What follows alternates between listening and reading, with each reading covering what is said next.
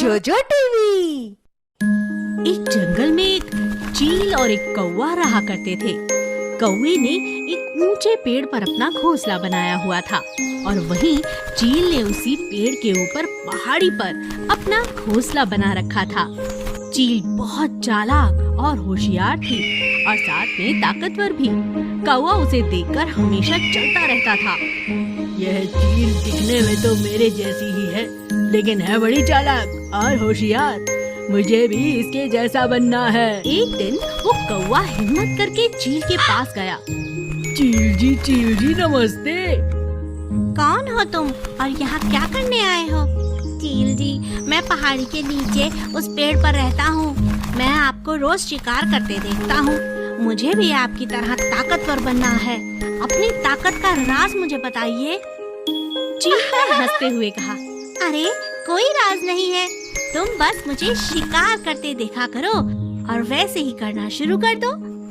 बेवकूफ कौवा चील की बातों में आ गया। एक दिन चील और कौवे को एक खरगोश दिखाई दिया।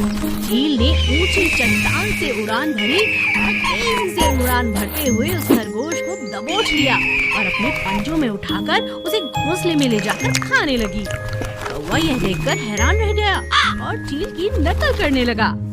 कुछ दिन चील की तरह उड़ान भरते भरते कौवे ने सोचा कि वो भी चील की तरह ताकतवर बन चुका है। एक दिन वो अपने पेड़ के ऊपर अपने घोंसले में बैठा शिकार की तलाश कर रहा था। तभी उसे एक खरगोश दिखाई दिया। आज तो मैं चील की तरह शिकार करके ही रहूंगा। अभी इस खरगोश को पकड़ता हूँ।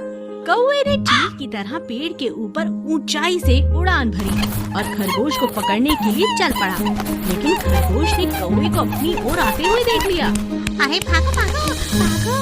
इससे पहले कि कौवा खरगोश को पकड़ पाता, खरगोश वहाँ से भाग गया।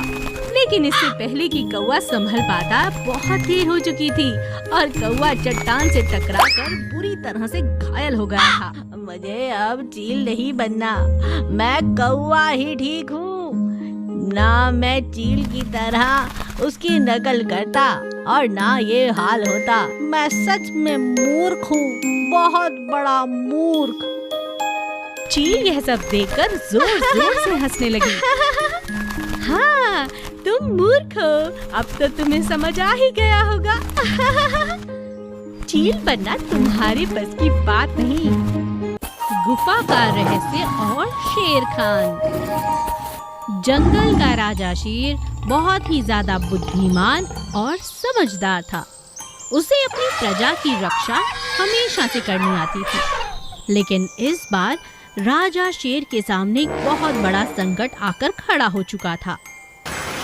एक हफ्ते से भीषण बरसात और बादलों की गड़गड़ाहट से सभी जानवर बहुत ज्यादा परेशान हो चुके थे। सभी जानवर जंगल में अपने अपने दोस्तों के यहाँ पर रुके हुए थे। राजा शेर के पास सभी जानवर मदद मांगने के लिए आने लगे। चूहे ने कहा, महाराज कुछ कीजिए, पूरा जंगल खतरे में है।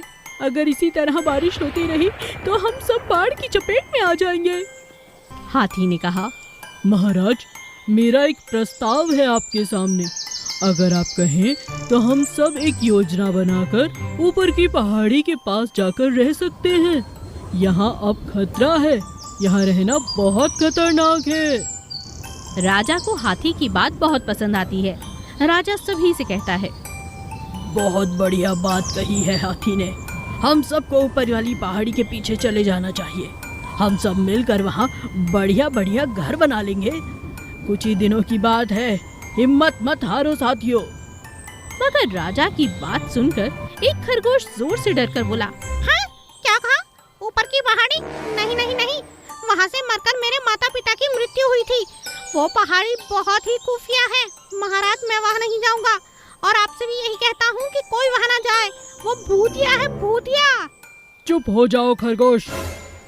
भूतिया कुछ नहीं होता। अगर इंसान डरता है तो जानवरों से, शेर से, और ऐसी कोई ताकत नहीं पृथ्वी पर जिससे कोई डर सके। अगर तुम लोगों को मेरे साथ आना है तो आओ, नहीं तो पहले जाकर मैं एक बार हाथी के साथ वहाँ पर जांच पड़ताल कर वापस आता हूँ। उसके बाद आप सब मेरे साथ चल सकते हैं। जी महाराज, मुझे लगता है यही सही रहेगा। जी महाराज। सभी ने खरगोश की बात पर हामी भर दी और राजा शेर हाथी को लेकर पहाड़ी के पीछे चला गया, ये देखने के लिए कि क्या सच में वहाँ पर कोई खुफिया चीज है। जैसे ही राजा और हाथी वहाँ पहुँचे तो उन्होंने हर जगह देखा, लेकिन उन्हें कुछ भी नजर नहीं आया। तभी उनकी नजर बहुत सारे हीरे, जवाहरात, सोने और चांदी पर पड़ी, जिनकी चमक से हर जगह चमक रही थी। राजा शेर ने हाथी से कहा, आज समझ में आया ये जगह कोई खुफिया नहीं, ये डकैतों के सामान रखने की जगह है। ये देखो खजाना, वो लोग लूट पाट कर कर यहीं आते होंगे और यहाँ आए हुए जानवरों को सताते होंगे। खरगोश ने बिल्कुल ठीक कहा। चलो, आज से ये जगह अब हमारे कब्जे में है।